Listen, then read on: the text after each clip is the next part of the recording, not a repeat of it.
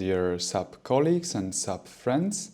In today's video I would like to show you how you can create a performance analysis, so to say, or actually you're not creating it, you are sort of doing it. And there are a lot of ways, if I have to be honest with you, how you can do this.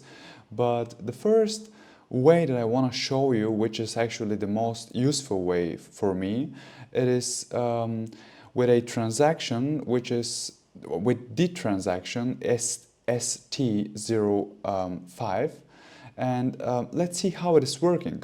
So as you can see, I'm already logged on into the system, and the first thing which we have to do is we have to write, well, I'll actually open two windows now simultaneously.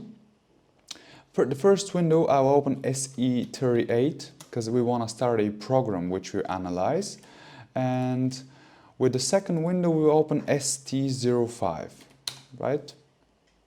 Okay, so this is actually the performance trace or a performance analysis transaction, and well, there are a lot of things which you can turn on, so to say. Well, the buffer trace or the buffer trace, NQ trace, RFC trace, HTTP trace. Well, these two are mainly if you have some sort of remote function calls or HTTP calls, so say which are going through internet and stuff. I mean, if there is another system which is called or something like this. Well, this is the reason why we'll actually select now all these. If you want to know more about specific thing, for instance APC or AMC, you can read on internet. But the most important thing is that usually the SQL trace is the most important, but of course the buffer trace as well, or the remote function call if you have web services or APIs and stuff. Okay, so trace stack trace is also important in my opinion. For thread, well, this is the, so to say, improvement, so to say, in program, let's say.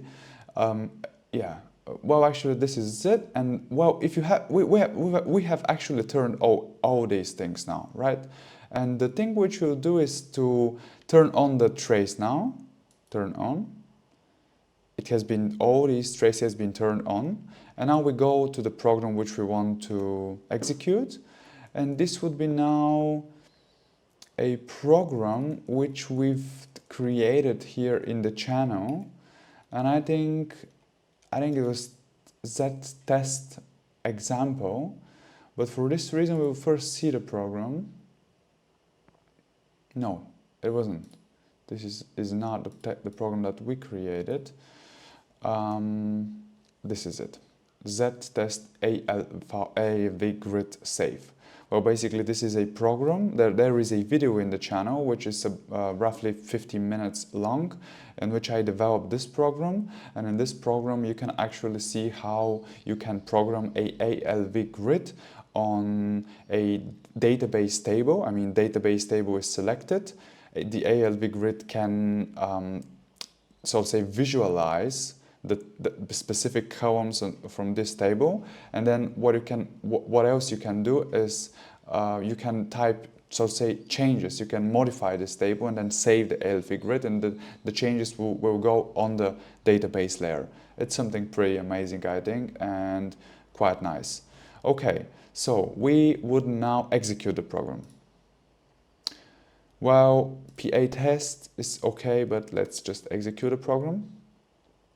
The table, we can do a change here, right? Frankfurt, let's say 1. Save. Back.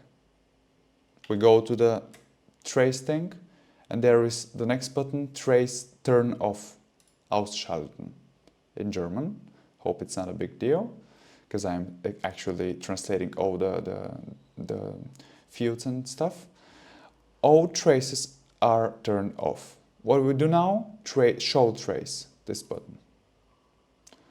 Here we can select what exactly should be shown, because actually you can, if you have executed two programs simultaneously, then you see the activities mixed now. But we've executed just one program from my user. That's why my user is here.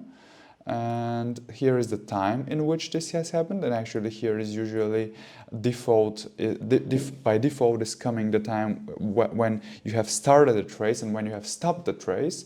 And basically, yeah, this is it. This is it.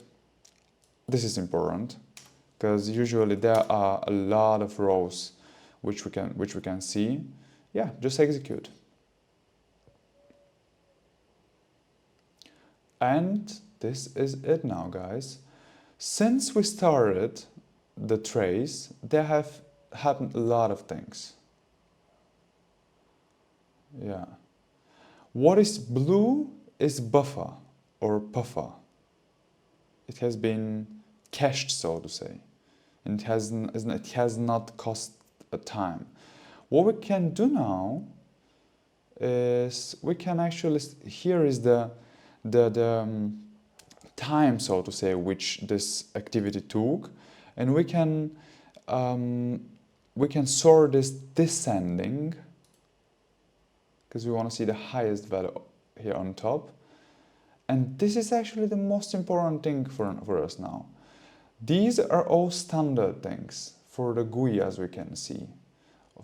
This is actually the idea of my computer, and there's flash code, the GUI and stuff, but this has not really cost time, I think. It's something which hasn't to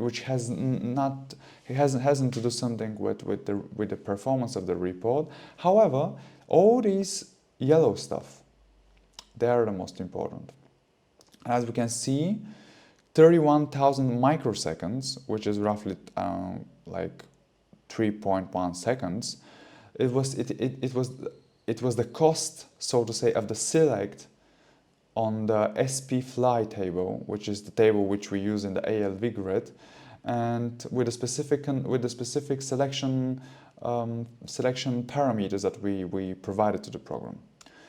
And this is it, guys. Actually, here we have one more upsert. This is a change we've done, quite expensive.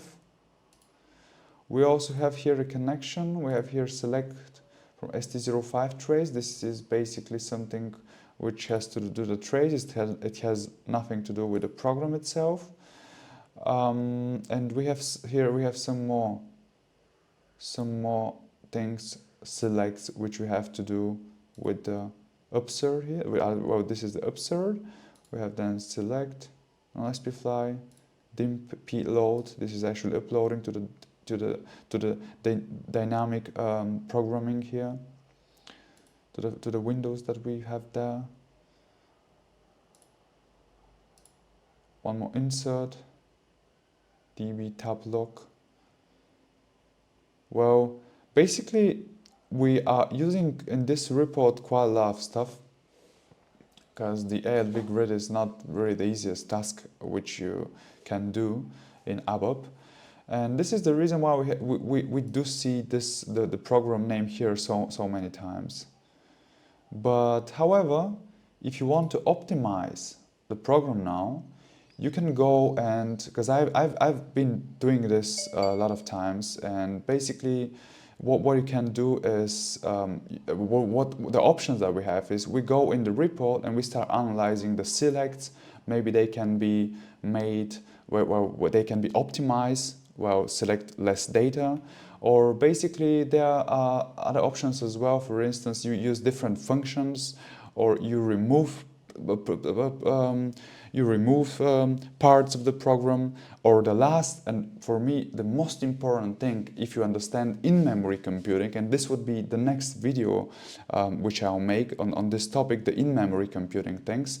If you understand in-memory computing, it is very important that you do not have selects in loop or a select in loop, because this is leading to a lot of selects here which cost a lot of time. And it is very important that you have one select in the beginning. You select all the data that you need in a specific table or tables, and then you use this data in a loop, because all these, well, select in loop is something which is very costly, guys. I just wanted to tell you this, but we'll dwell on this, and we'll elaborate on this later in the channel, so to say, later with the videos.